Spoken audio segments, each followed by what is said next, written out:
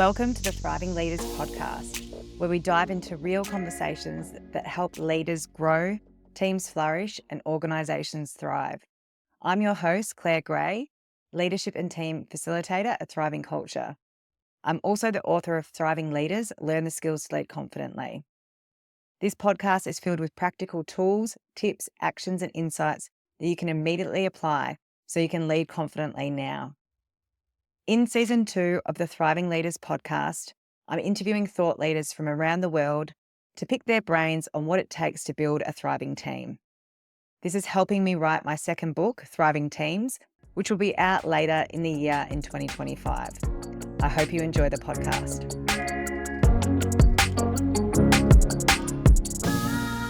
In today's episode, I'm joined by the incredible Professor David Clutterbuck, global thought leader, author, and one of the pioneers of developmental mentoring and team coaching.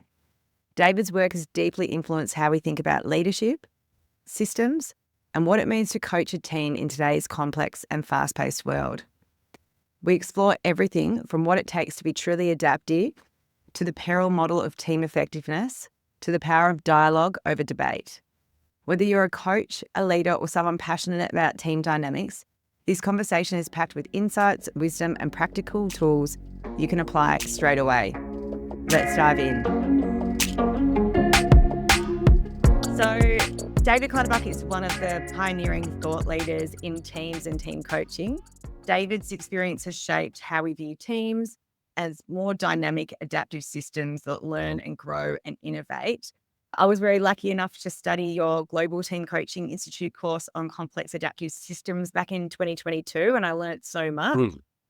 You're also the author of over 70 books on teams and team coaching. I'm writing book number 2, so 70 books is pretty amazing. Not all on teams and team coaching. Okay. Well, sorry, not okay. What other topics have you written on? Particularly coaching generally, mentoring, leadership, talent management. Not added in that large total is the children's books that I write as well. Oh, wow. Okay, I did not know you wrote children's books, so there you go. Speaking of the 70 books that over 70 books you've written, it might be like picking a favourite child, but which one are you most proud of? Oh, well, I think the one that's actually made, there's two really, what that have made a big impact. The first one was Everyone Needs a Mentor, which established developmental mentoring way back in 1985. And it's one of the two philosophies of mentoring. There's the American style, which puts together mentoring and sponsorship, which isn't true to the original concept of mentoring. And then there's developmental mentoring, which does follow on the footsteps of all the history of developing mentoring over the centuries. So what you see is the ICF in coaching, it differs, but one of the big differences is that it doesn't include mentoring, whereas the EMCC, which is the other big professional body, which was co-founded by myself and my late colleague David Megginson, very much started actually as mentoring because nobody had thought of coaching as a profession at that point. Oh, how interesting. So you've really shaped how we look at coaching more broadly than just being about coaching, but also about mentoring too, which is a huge part. Because I do think that when we play the role of coach, we often put on mentor hat as well, and we alternate between coach and mentor too.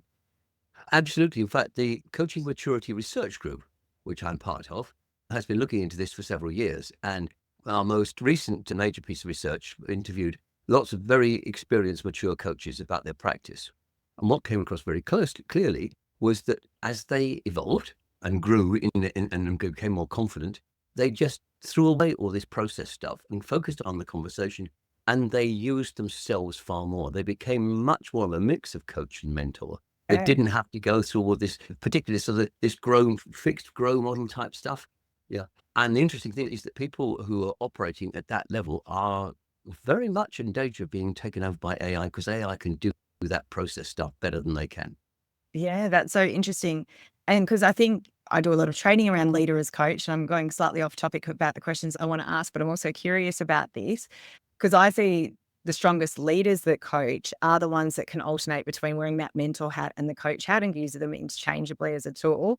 What's your perception of a leader as coach taking on the role of mentor as well? But yeah, the key is, if it's coaching their own team, it's one thing. People in their own team is one thing, but actually it's much more important to create the conditions where everybody coaches everybody. And the leader themselves may be coached by the team. So it's creating that coaching culture. We're just about to launch a new one-day event for HR in particular, but HR and leaders around the fundamentals of what we now know from research around creating that coaching culture. Yeah. And that's been a labor of love. I've become a Christian now. Oh, is that what you're most proud of? Yeah. Oh, okay, we'll go back to that. Yeah. So everyone needs a mentor, certainly one. And coaching the team at work, and particularly at second edition, where we brought in the complex adaptive systems work that we've been doing over 20 years, really has, I think that's had such a big impact on helping people see that a team is not a team, they're all different. And they're all changing and evolving. Every time there's a new person comes or goes, it's a new team. 100%. And I think I took so much out of your coaching of the team at work book, and it's something that I refer back to a lot and use. And I think teams evolve, they're not static. And even when people think about being part of a high-performing team, it's going to ebb and flow when it's thriving and not thriving based on context and people leaving and going, or work or context. And I think it's important to not see it as something static, and that the fact that it is quite an adaptive system. Yeah. Yes. Yeah. Speaking of complex adaptive systems, you often talk about teams being complex adaptive systems. So what does that actually mean? What it means is that everything in a team is linked to everything else. And it's not just in the team, it's around the team as well. So the team is influenced by its environment is influenced by the team. It's just like the work on humans. When you look at the various models of adulthood, how people grow up, if you like, the Robert Keegan's model, for example, the most advanced way of thinking, the most mature individuals see themselves in the systems that they're rest in. So they see themselves influencing world events around them and being influenced by what's around them. And teams need to do the same in order to be able to adapt to what is increasingly a fast-changing world around them. And so obviously things like COVID and AI are examples of things that are changing around you in the environment. What else is an example of a complex adaptive system? I think if you look at the levels of complexity in coaching, which is something we've been working on for the last few years, we've identified 10 levels of complexity. And most coaches operate in the first couple of levels. It's helping people with skills or performance, and maybe helping somebody with a personal transformation on something. But as you get more complex, as you get into teams, and then into teams of teams, and then functions of teams, into organizational coaching. So at each level, the coach can add vastly more value because he's addressing the systems. And at the very lowest levels, if you just address somebody for a personal transformation, that's fine. But what tends to happen is you're focusing internally on that individual. But if you help that person look at the systems around them, what about your boss, your family, your peers, your direct reports? How are they helping you to have that change that you want to bring about? Yeah. Because they have a significant influence. They're part of your system. And if you don't actually use them as part of your system, or you don't actually address the system, then you're getting far less value out of it. And so what we're seeing increasingly is that coaches coach the system, not just the individual or not just the team. So how does a coach go about coaching the system? Well, it first is to raise awareness. All coaching is about creating clarity. So once we have clarity, we can make better decisions about what we do. Yeah. And at its simplest, we can say that coaching and mentoring too are about helping an individual or a team understand what's going on inside them, and also helping them understand what's going on around them. If you have a clear understanding of those two, you put them together, you're likely to come up with much better solutions and much more durable solutions. Yeah. That's the core, I think. Yeah. So look, I'm all for team coaching because that's obviously part of what I do as a profession. But what about for a leader to understand the complex adaptive system that their team sits in? Some things that leaders can do to understand the environment and the system. Well, that was the big challenge for us 3 or 4 years ago when we started working on trying to define the factors that influence a team's performance. It was the first time anybody had really taken a truly systemic view of coaching and team coaching, or of just indeed of team dynamics. And there's lots of people talk about systemic coaching. They just mean multilinear things, what's happening with each of the relations, the different stakeholders. But in a complex adaptive system, all of those stakeholders are interacting with each other as well, potentially. And so everything is influencing everything. So what we did a vast literature search. We then went out and did lots of focus groups, and we boiled it down from over 140 evidence-based factors that influence team performance to just over 20, and then we boiled it down to just 6. And that was a defining moment, I think, because we have now experimented with over 500. We have data on over 500 teams. We cannot find a single issue brought to teams by coaches and coaches that does not fall into a combination of those factors. Yeah. And what would those 6 factors be? So the very first one, they're not in any particular order, is what we call purpose and motivation. What on earth are we here for? Does it turn us on? Does it motivate us? It's very simple, but are we all aligned around what that? And there's masses of literature that comes out. Virtually every major study on team dynamics comes out with unity around purpose being one of the critical factors. It's such an important place to start, I think, as well with a team. Yeah. Yeah, we don't know what we're here for. It's Yeah. I don't like football analogies that very much, but it's like not being sure which end of the picture of the goal you're supposed to be firing at is. I won't tell you an embarrassing story when I played basketball and I accidentally shot the goal for the other team then. But anyway, no, sorry, keep going. Yes. The second one is relating to your external relationships, the stakeholders. Are they giving you the resources you need? Do they actually want you to succeed? Fundamental question. Are you listening to them? What's the quality of the conversations you're having with them? And so forth. Because they have a vast impact on what you can do. The third one, this spells peril with two L's. The third one is relationships. So this is primarily about psychological safety. What's going on in the team? Do people actually trust each other? Are they able to speak openly? Is it okay to make mistakes? All of those kind of things. And again, a significant amount of evidence to show that this is a fundamental factor in team dynamics. The I is the internal processes. We're talking here primarily about how we communicate with each other, how we make decisions, which is a black box in most teams, and how we organize the work, primarily. And then we have the first of 2 L's. 1 L is learning. So this is about how do we actually organize the learning in the team so that we adapt as the world needs us to. So are we ahead of the curve? Are we behind the curve? How do we actually bring in new knowledge, new practices, and so forth? And the final L is leadership. And leadership is a sort of intervening variable that covers everything. And it's not about being the titular leader. It's about the distribution of authority and accountability across the team. Now, if something that isn't actually assigned to anybody arises, who picks it up? Or does it just fall between the cracks? And this whole principle becomes even more vivid when we try to apply it to teams of teams. Because the What things do you that mean fall when through we the say teams of teams? What does teams of teams actually mean? well, it's a group of teams who have some level of interdependence. Yeah. In order to achieve a collective task. Just as an ordinary team is a group of people who come together to achieve a collective task, then the team of teams is just that on a bigger scale. But of course, the boundaries of what teams do, or a group of teams do, is much more loosely defined. Yeah. I think between teams, that's where they can sometimes get caught up as well in thinking someone's accountable for something and they're not, and vice versa. And that's often when the finger pointing happens and those sorts of behaviors too. Yeah, in the structure, researching teams of teams is one of our big areas at the moment. We've been looking at that quite a lot and produced a small part of a suite of courses we've produced just to help people understand how a team of teams functions and what you can do as a coach or as a leader in that context. And it's quite that simple little things like the purpose, for example. You get the purpose set, or the vision of the organization, and it gets down to between marketing and sales, and it gets subtly altered because they translate it to meet their needs. And then it goes down a couple of levels and it's subtly altered again. So by the time you get to the people at the front, the people in IT have a completely different idea of what they're there for than the people in sales. Yeah. And there's a disconnect sometimes too.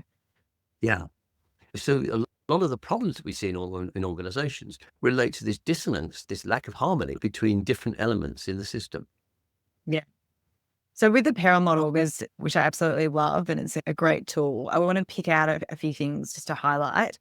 You spoke about the external relationships. So that's if we think about stakeholders, and then you talked about the internal processes as well within the team.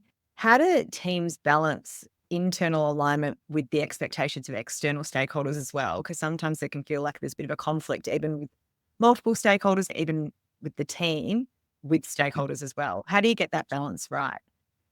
You've got to be constantly experimenting. One of the tools that I particularly like is we get everybody on the team to take on the role of being a different stakeholder. And so when we have a team meeting, we're talking about an issue, they'll put on the hat of that stakeholder, as it were. And they will try and express the views, the opinions, the perspective of that stakeholder. Now, that means that they've probably got to go out and talk to that stakeholder. So we're already establishing connections through antennae out into the outside world. And one of the things that I think is enormous fun, if we can do it, is we get the external stakeholder to come and watch while the team has its meeting and the team member presents the stakeholder's perspective as they see it. Oh, how interesting. Yeah, now we've got the stakeholder able to say, well, it's not quite right. Let me give you some more detail. That's really interesting, because I feel like you need to have strong stakeholder relationships for that to happen. But what about when there's strained stakeholder relationships? To bring the stakeholder into the room, that feels a little bit uncomfortable maybe for the team or for the stakeholder. How do you kind of navigate that? Because then you have this bias to only the positive stakeholders coming along and not the ones that might be a bit more strained in terms of relationships. Well, I think the main thing is that you can do it step by step. Yeah. So the employee can go out and get the stakeholders' perspective and present it.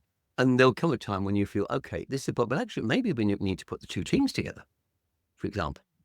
We have a lovely little exercise in the teams of teams work where we get each team to come up with a menu of how it could really screw things up for the other team. I love it. So what sort of things would be on the menu? Like, what's an example of teams coming? Oh, we'd forget to tell you when there was a change in the operating systems, that kind of thing. Yeah. Let's see. Yeah. Yes. And then they present their list, and it's all done in good humour. That's the whole point about the laughter is important. But they then share what they would do to screw the other team up, basically. And then you can say, okay, well, how do we actually do some of these things? And if the answer is yes, okay, well, we're really sorry, we didn't realise. Okay, how do we together make sure that it doesn't happen again? And so what we're doing is taking all the blame away. We're actually seeing them that they are in it together. They are a team of teams. So we're helping them to understand the systemic dynamics, if you like, a little bit more. It's a small part of those systemic dynamics, but it's a really important way of helping that team, both teams, to flourish. Yeah. You'll be really proud of me, because I was actually talking about this particular topic this morning in my group supervision class. So I've been doing supervision since doing my complex adaptive system course. But so one of the things that I raised in my session this morning was what happens when there's complex stakeholder environments where there's competing priorities between stakeholders, there's different expectations, there's misalignment, and how do teams navigate this? And with difficulty. But the key is in that, as you described it, the big problem is not in the team. The big problem is that the stakeholders are not talking to each other. So the question becomes, how can we enable the system to have the conversations it needs? And so the team becomes a sort of intermediary between stakeholders. Even if it's quite a junior team, it can initiate conversations between the other stakeholders. And I think it kind of gets the team on the balcony looking at the whole system rather than their like default of finger pointing or whatever it might be as well. It gets you to take a step back or even take a step up and across and lift the gaze to what's actually happening across rather than necessarily looking after your own little patch. Yeah. There's a little exercise that comes to some work we used to do with a course I ran many, many years ago, marketing the HR function. We get the team, if it's a functional team, for example, to list all the resources that it could employ to help other teams. And then for each of the other teams, the key strategic objectives of each of those other teams. And then you say, okay, so in the middle, there's a box in the middle that says, well, we could provide this for you, and we could provide that for you. We could do each of these, but we've only got so many resources. We need a conversation about what are your priorities? So if we can only give you half of what you want, what's the half that you need? And to do this with various stakeholders, and then get more than one stakeholder together to have that same conversation. So everybody's having this conversation. Well, definitely builds transparency, but also you're co-creating what the priorities are together. and talking through the trade-offs so that everyone's Exactly. Yeah. aligned and there's no kind of misconception as well. Because what I'm hearing from like this experimenting, it's really about that creating that learning culture as a team as well. And when we think about the work that you do around like self-sustaining teams, what does like the language around self-sustaining teams, what does that actually mean? People, well, it depends on who you are, how you interpret it. But one of the definitions is self-sustaining team is a team that sets its own objectives and decides how it's collectively going to get there. That's the most common interpretation of it. And so it could be a group of lawyers in a practice, for example. These are not, I think those kinds of teams are becoming increasingly rare. We're seeing them in the creative world to some extent. Gaming, people producing games, electronic games, they may have teams like that, but even at quite junior levels. So they might be quite a big organization. We have lots of these self-sustaining teams doing their thing, competing against each other to some extent, which is fine. I mean, that seems to work in their context. But I don't think that's the mainstream of where teams are going. I think the moment you become part of a larger structure, your team has to fit in to the broader organizational needs, and it has to shape itself around the evolving shape of the organization. It's really interesting because I'm interviewing a few teams for my book as well as the thought leaders as well. So they've got some real life case studies as well.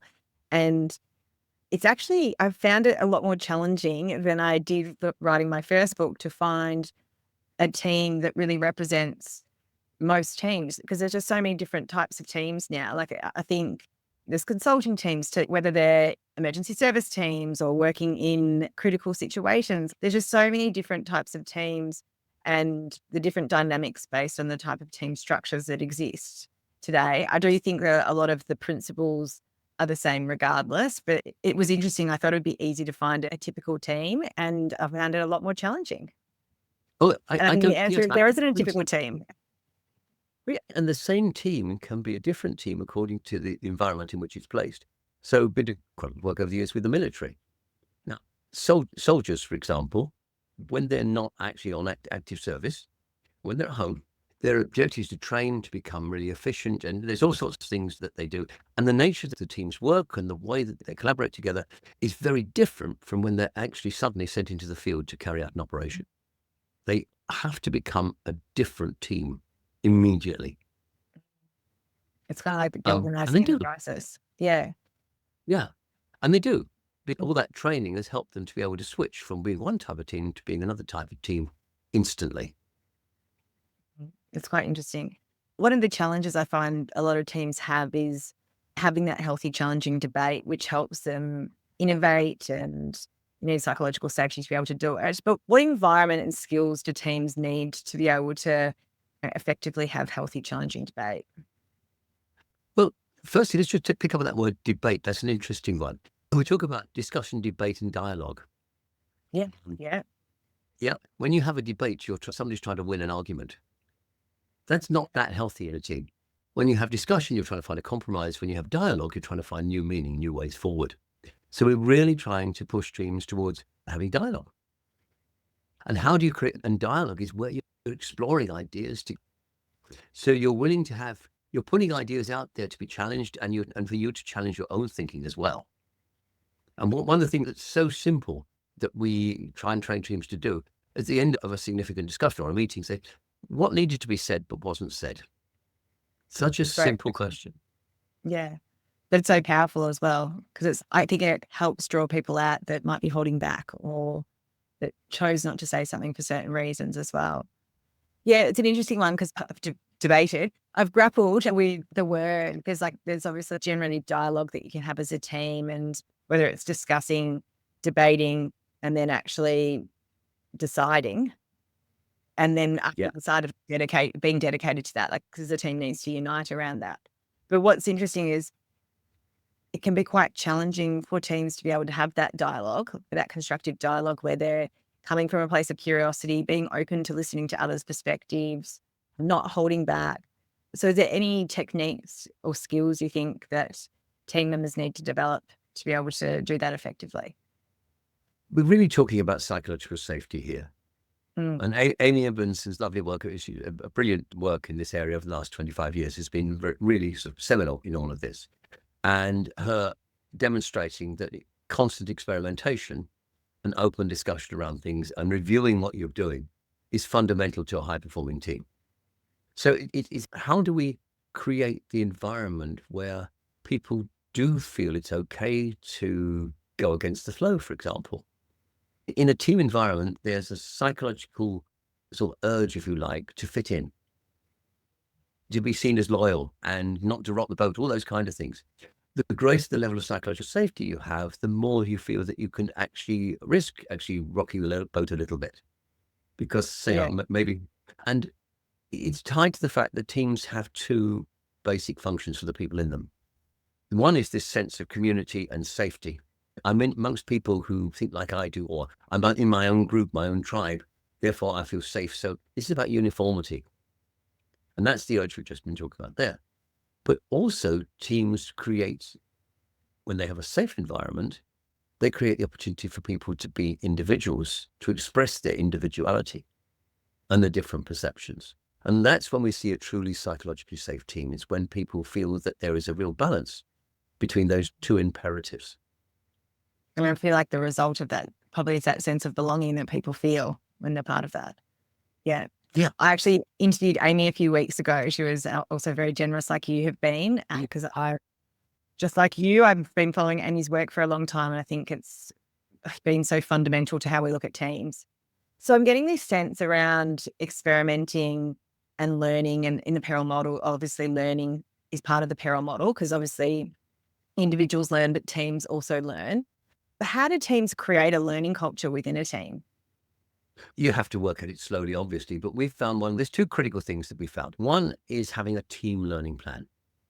So the team learn plan or team development plan basically is the bit between the business plan and the individual learning. And so we typically advise teams to do this on a quarterly basis to review the learning that the team needs collectively and individually, and how you put all that together, how we're going to support each other, who's going to take responsibility for what kind of learning, etc. And so together you've got this plan and you review, are we evolving fast enough? Do we have the skills that we need to perform better in the next 12 months? So it's a constantly rolling plan of looking at learning as a critical lubricant of the team systems. What are the sorts of things that are included in a learning plan? Because when I think about a learning plan from an individual perspective, you think about the 70-20-10, like the on the job, like the behaviors that they're demonstrating. Are they having courageous conversations, or are they holding back? Or do we need to invest in AI capability within the team? Is it more the training side of things? Or do we need to go off and get a team coach? What are the sorts of things that you see in a learning plan for a team typically, as an example, so people can understand what that could look like? Well, yes to all of those. It could be anything. But at its very basic level, we start with the question, what skills and competencies does this team need to have, or capabilities does this team need to have in order to be able to respond appropriately to the challenges that it's going to face in the next 12 or 24 months? That would typically include some people need to improve their skills in contributing to meetings, for example. Some people, we need to actually develop some overall skills in working with new technology. Perhaps we need to be able to offer our clients virtual reality. Okay, how are we going to bring that into the team and whatever? So it's a whole spectrum of things where we can add to the capability and performance of the team in the future. I love it. And I feel like I cut you off. You were about to say something else earlier about how to create a team culture. The other thing that we've been experimenting with, which is fascinating, we've been looking at the whole issue of performance inside the team. The traditional way of managing performance is the team leader brings the team, has a session with every 6 months or so with each team, or maybe more frequently, but they have a session with each team member and they review their performance and tell them how they think they've done. And they give them, there's a whole lot of paraphernalia like 9-box grids and other stuff that doesn't work that's attached to all this. But it's an exercise in power. Nobody enjoys performance appraisals, not the manager, not the employees. And even if you get a good performance appraisal, it doesn't actually improve it has no impact on performance that people have been able to register. So what's the point? And when we asked this of HR, and we said, what can we put in place of it? So it's just simple. You put in a BOW team. So a BOW team, a business evolving as usual. So you're making sure that the team and the members within it are constantly evolving and growing. And so typically on a 6-week cycle, but it could be, the time doesn't matter too much. Everybody in the team goes around and prepares their plan for the next 6 weeks under two headings. What do I need to accomplish? And what do I need to learn? And they go and ask all their stakeholders, their team colleagues, their customers, whoever, then their boss and the team leader, and they ask these questions. And then they come back and they have prepared a plan, a personal plan for the next 6 weeks. And then, so they then take that plan to the team leader, who coaches them on how they're going to achieve it. That's so interesting. Because when you first said that, I thought it was going to be for the team. But what I'm hearing is it's almost like a learning plan for you as an individual, but it's really kind of much more of an outside in perspective rather than it being what you think in terms of your own performance, like gathering the data into, and I love the accomplish versus learn, because I think that's like definitely the whole growth mindset and continuing to learn. So how comfortable in practice do people within the team feel going to a customer or someone who's quite external and asking these things? There's still relatively few organizations that have done this. Yeah. We're looking for more examples of companies do it, and companies to experiment with it too. But the key is you don't have to go rushing into it for the whole, so you could take it step by step. Yeah. We're all about little nudges and experiments. Yeah. I think people, once they get used to the idea that other people might have an input into their personal development, it becomes just natural. Another way, and you kind of alluded to this when you were talking about the PERILL model as well, and you're also talking about like the leaders within teams, but also teams being able to coach themselves. You were talking about this earlier. Like, how did teams learn the skill to coach themselves and coach each other? That's the difficult bit. And there really do seem to be two approaches to this. One is to have a team coach, or typically a pair of team coaches, come in and work with them over a period to help them do that, to help them develop those skills. And the team coaches act as role models. That's because they are a team themselves, a team of two, but to help the team make that transition. And I love the Nanny McPhee moment where the team has got it and they're doing things, they just don't need you anymore. And you're just able to step out and say, I'm off, you don't need me. That's one way. The other way goes back to experiments we first did about 10 years ago, and we've just started redoing, where we've been equipping the team and the team leader with a series of short videos, diagnostics, and discussion notes so that they can try and build a coaching culture together. So the team leader would basically get everybody together at the end of a team meeting, and it can be virtual or face-to-face, but we just have an hour where we go through. The first module is always, what's the point? What would be the benefit of us having much more of a coaching culture? And what would it look like? And at that point, people can start the process of thinking about what it means. So it becomes not something that's abstract, but something that's very specific to them. And then the other modules in the set would take them through obvious basic skills like listening skills and questioning skills and so forth, but applied to the team concept. And under the questioning skills, one of the key things is finding answers is easy. Finding the right question is much more difficult. So how do we find the right question? And that way the team gradually builds its coaching culture together. Otherwise, it's just the team leader knows what they're doing and everybody else is passive. Yeah. It's that whole adaptation. Like, it's all about small steps is what I'm hearing. And it's about learning together and growing and evolving as a team together. And then someone leaves and a new person comes, you have to bring them in and fast track. So in those instances where there is team movement, like, what do you suggest teams need to do to help fast track bringing new team members in? Because that also shifts that team dynamics as well. Yeah, well, we've been doing a lot of work in the last 2 years on rapid teaming. And what I mean by rapid teaming is the formation of a new team from scratch, or the introduction of somebody into the team, either as team leader or as a new team member. Yeah. So what actually happens here? How do we actually make that much more effective? And in the case we're talking about here is that inducting a member, valuing their naivety. So actually encouraging them to go around and look at everything and say, why on earth do we do that? And it's questioning everything and using that as part of stimulating the team to think about the things that it does and the reasons it does what it does. We had this classic example. It's last year, about this time last year, that just I thought was hilarious. One of my supervisees, the coaches that I supervise, and I find coaching team supervising team coaches was fascinating. It really is a wonderful way for me to learn. But she said she had a colleague who joined their team in HR, in a health service, and asked the question, why do we have to sign in this register every day when we cycle to work? And nobody knew. Okay, this person decided she would find out. So several weeks later, she finally reported what she'd found. And she'd had to dig into the archives to find the reason for this. It went back to 1940. Oh, wow. That's an ingrained. Yes. And what happened at that time during the war, there was food rationing. And if you were in an essential service like health and you had to cycle to work, you were using more energy. Therefore, you got more food food coupons. So interesting. And then it's just always been the way Nobody- they've told things. Yeah. Nobody's questioned it. Nobody questioned it.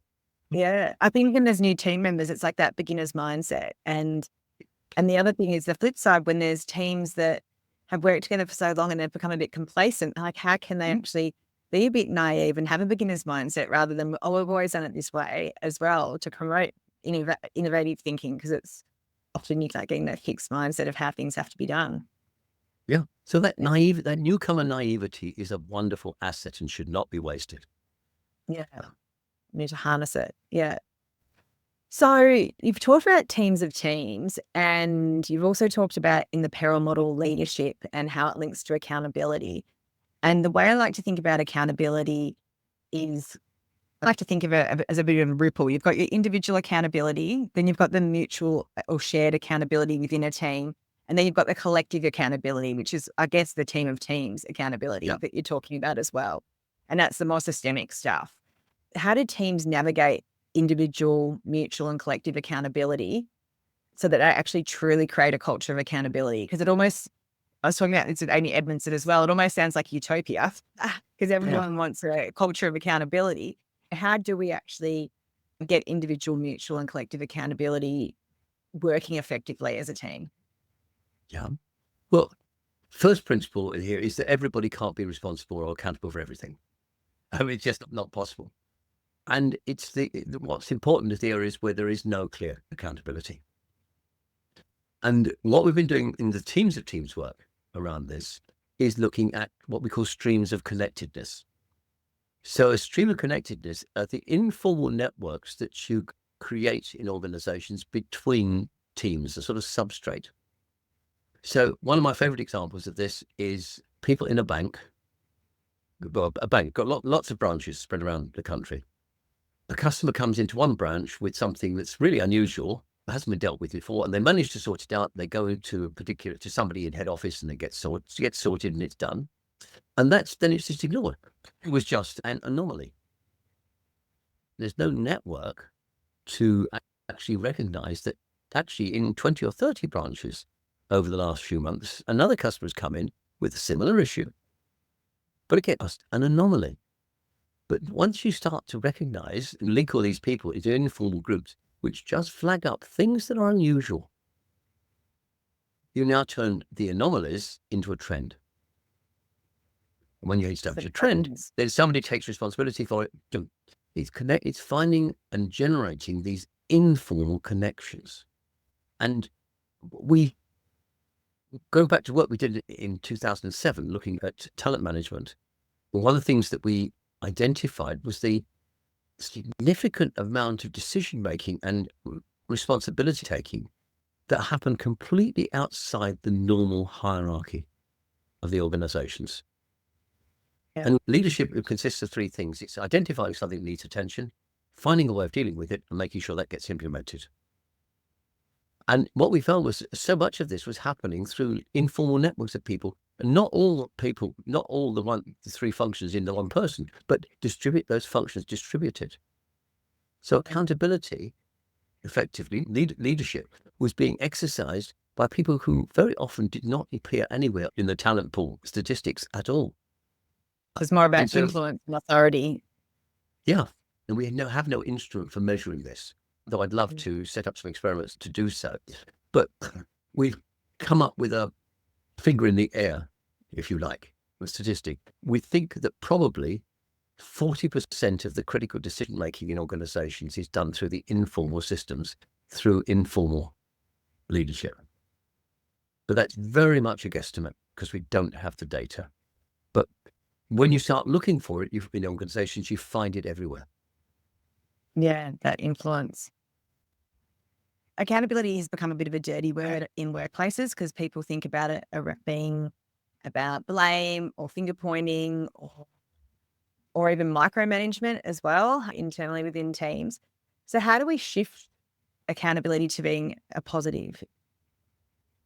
That's a lovely question. And whenever we find that a word or a concept has been devalued, we have to find another word for it. It's I the only know. way around it. And even worse, responsibility. You're responsible. It's Mm, not. Yeah. But ownership is what we would tend to talk about. mm. So I see So, accountability, like when I hear the word accountability, I think it's a privilege because you've got ownership. But then it's like people get quite triggered by the word sometimes. yeah. And it's also to do with personal accountability. So you're taking ownership of something rather than it being thrust upon you. Yeah. So it comes back to Uh, control and having yeah. control and autonomy. Yeah. And we could deviate for ages into the whole area of work-life balance. I mean, people's experience of work-life balance, it's not an absolute thing. It's how they feel, how much in control they feel. That's Which is the probably critical like a hybrid challenge as well, like getting people to go back into the work and feels like it's a choice has been taken from all that dynamic as well. Yeah. So you alluded to this before when we were talking about accountability and it's around decision making because Yeah. sometimes it can be quite challenging for teams to make decisions. It could be that they have discussions, debates, dialogue, whatever word we want to use, and then the leader might have ultimate decision-making accountability, Yeah. or it could be they just find it challenging making decisions. They might talk in circles. How do teams make better decisions together? We've got hundreds, probably thousands of teams around the world now using a very simple tool, which starts off by getting everybody to think about their answers to three very simple questions. What do I want to say about this issue? What do I want to hear other people say about this issue? And what do I want the outcome of the conversation to be? And everybody just thinks about these things for a while, writes down their answers. And then the team leader asks everybody one by one to read out what they've written. There's no discussion at this stage, although you can ask for clarification. And then typically the team leader will be the last person to say what they've written down. Then you start the discussion. The first thing that we notice when people do this is that it takes half as long because everybody knows where everybody else is coming from. The second thing we notice is that it's much more polite, and because I know you had concerns about this. Are we addressing those? And the third thing is that when it comes to the point of pulling it all together and making the decision, typically we've got to a consensus around it. Or if the team leader is the one who's got to make the decision, they say, "Listen to all of these things, and I think I've got to go with this." But everybody understands the rationale for it, the thinking behind it. So the team leader would go around everybody and say, have you said what you need to say? Have you heard what you needed to hear? Have you achieved what you needed to achieve? Anyone says, no, you continue. But once you've gone through that process, everybody says, yes, that decision is a firm one, a real one that people are committed to. Yeah. Because it's an interesting one. Like I always hear language like, oh, we make decisions by consensus, or some leadership teams even vote to make the final decision and those sorts of things. Like I guess when I hear people say, oh, we have a very nice culture, we don't necessarily, I want to say debate, but I feel like it's a naughty word to say now, but we don't debate things or disagree and we just kind of toe the line as well. And it feels like then they're missing an opportunity to innovate and challenge, and it might come back to psychological safety as well. What's your view on when decision-making isn't helpful? Is consensus and voting and all those sorts of things, are they unhelpful things or is that useful at times? What's your view? There's still a distinction between consensus and agreement. When we all have agreement, we're all on the same page. When we have a consensus, we may not all be on there's a sort of begrudging part to it. So we're really looking for, do we have true agreement? Is a very different thing. But the interesting, I often use like slightly different language again, and I often say we don't necessarily want to agree, we want to disagree, but then we want to align to the decision that we make. Because sometimes we're not always going to agree, but the issue I think for teams is when a decision's been made and we're really not aligned to that decision because we haven't got our point of view across. And I think that can sometimes be. And absolutely. So have we been heard is the most critical thing. We may not always like the decisions that are made, but have we been heard? People do. That's the critical thing. For me, I think it's quite interesting that the word consensus itself, which is basically a combination of cuss at the end and sense in the middle. It's until you take the sense out of it and you got cuss. I like playing with words. So you talked about distributed leadership as well before. How does distributed leadership contribute to a team thriving? Well, the first thing is it actually frees up the team leader to do things that are more important. I remember working with a large industrial company in Europe a long time ago, and they wanted to double in size organically over 5 years. And it wasn't going to happen because team leaders so many of the managers were doing jobs. We're just doing jobs that their direct reports could do, but they weren't letting go. And so they shifted the incentive system so that, I forget what percentage, but a significant proportion of your annual bonus was tied to how much of your job you managed to pass on to other people, freeing you up to do things that were more important and more valuable. Yeah. And such a simple thing that some people got it, and they went on to get larger and larger jobs in this expanding organization. Some people didn't, and they either stayed where they were or left. But the idea that the leader needs to expand it in themselves. If they're not growing, the team is not growing underneath them because they're stultifying the growth of the team. So it goes back to being a learning team and kind of giving them accountability and being clear what their decision-making accountability is and how they can, I guess, be proactive in terms of leading as well as a team. Yeah. And there's another dynamic here too, which relates to how people regard their jobs. And we spent some time looking at trigger factors, things that actually cause people to quit.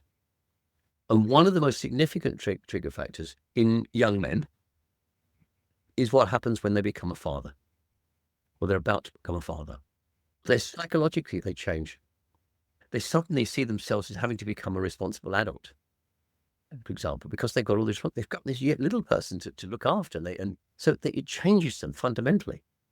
That this is in Western society. In other societies, the point at which people think of themselves as an adult actually shifts at different points. So in some Chinese cultures, for example, Asia Pacific cultures, it's when you first start looking after your parents. That's but it doesn't. So different caring responsibilities. Yeah. But the sense is you suddenly have to grow up and you have to take a less selfish view of the world. Now, at that point, these young men, they compare themselves with their peers.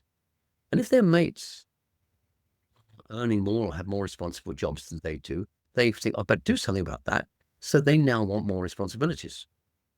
But if their team leader, if their manager is not prepared to create those opportunities inside that team, they're going to find a job elsewhere. It's one of the most significant trigger points for people leaving, good, well-performing people leaving teams. In order to retain the talent in the team, it's essential that you expand the scope of what people can do. Yeah. I guess it's like I'm hearing a couple of things. It's individuals growing as the team grows and learns, but also a bit of the comparison that happens. And I think comparison happens as individuals comparing, but also teams comparing teams as well. There's team comparison that happens also. Yeah. So how do you see the role of AI and technology either supporting or disrupting team dynamics?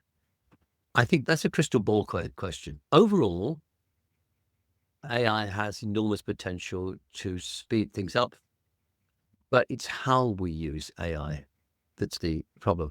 And I'll just take one example. Inter-team trust is an issue. We've all started using ChatGPT or the other competitors to it. And they're very useful. But when you get a report or something that's generated by one of these artificial intelligence, you can tell whether that was written by your colleague, whether it was written by an AI. It doesn't instinctively, you see the language and the words, the way that it's structured and all the rest of it. And I was reading some research just last week that says basically what happens then if you perceive that this email that you've had or this report that you've had from somebody else was AI generated, your level of trust in that individual plummets. It's so interesting you say this because I was actually talking about this with Joe and my team around looking at people's LinkedIn posts and the ones that have all the different emojis and how it's like, well, I feel like AI's just written that because it's got all these little emojis because that's what AI does if you ask it to write a post. So then you sort of tune out from it. And then likewise, when I go through the process of helping a team create their team purpose, we're whiteboarding words and now everyone wants to put it into ChatGPT. And I would say they'll get the AI version and we'll write it up. And then we'll always still have to, because it's never quite right. And my feedback to the team is, sure, you can use AI towards the end if you want. However, if you don't feel connected to it, this is your team purpose and you guys need to own it. And they always end up, even if they've used AI a little bit, they'll always end up tweaking it. And I think it's because they need to be a part of it. Yeah. We're going to get lots more challenges like this. I think we just have to ensure that the AI doesn't crowd out the human. Yeah.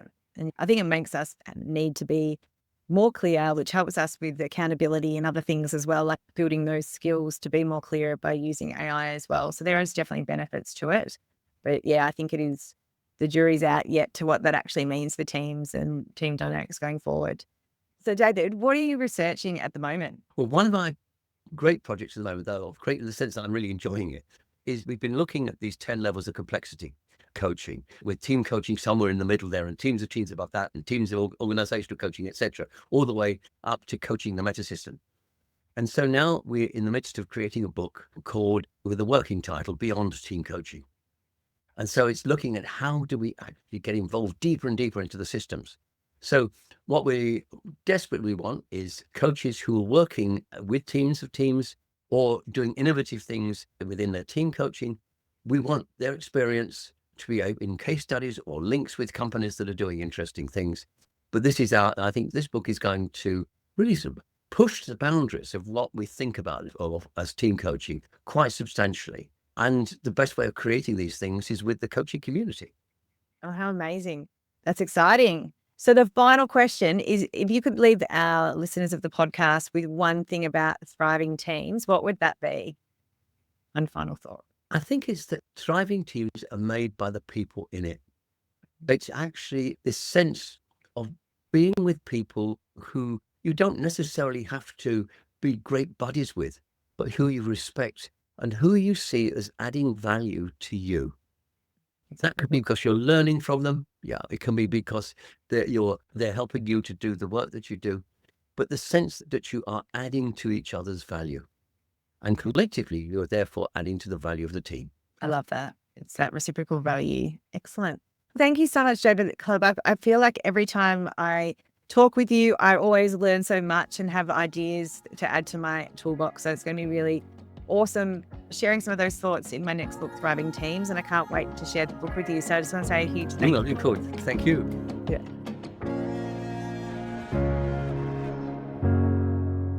I hope you found this conversation with David Clutterbuck as enriching and mind-expanding as I did.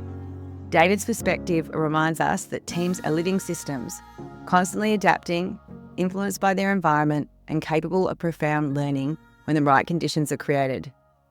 I especially loved his emphasis on coaching the system, not just the individual, and how leaders can create true psychological safety through dialogue and experimentation. I'm personally reflecting on the language we use, specifically around debate versus dialogue, which I'm looking at researching further as I continue to write my book, Thriving Teams. If you'd like to get involved in David's research, we'll put information in the show notes. Thanks for listening, and don't forget to check out the show notes for links to David's work and also my book, Thriving Leaders, and more leadership resources. Until next time, keep thriving.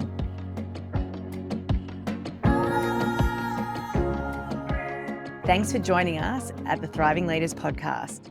If you'd like to find out more about our leadership programs, including our Thriving Leaders program, Thriving Women in Leadership, and Thriving Teams, as well as executive and team coaching, keynote speaking or facilitation, head to our website, www.thrivingculture.com.au.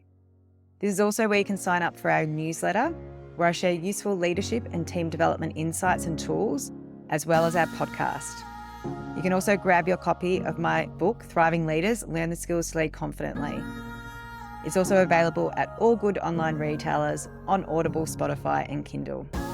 If you like this episode, I'd be so grateful if you left a 5-star review, as it helps us reach more people and therefore helps more leaders thrive.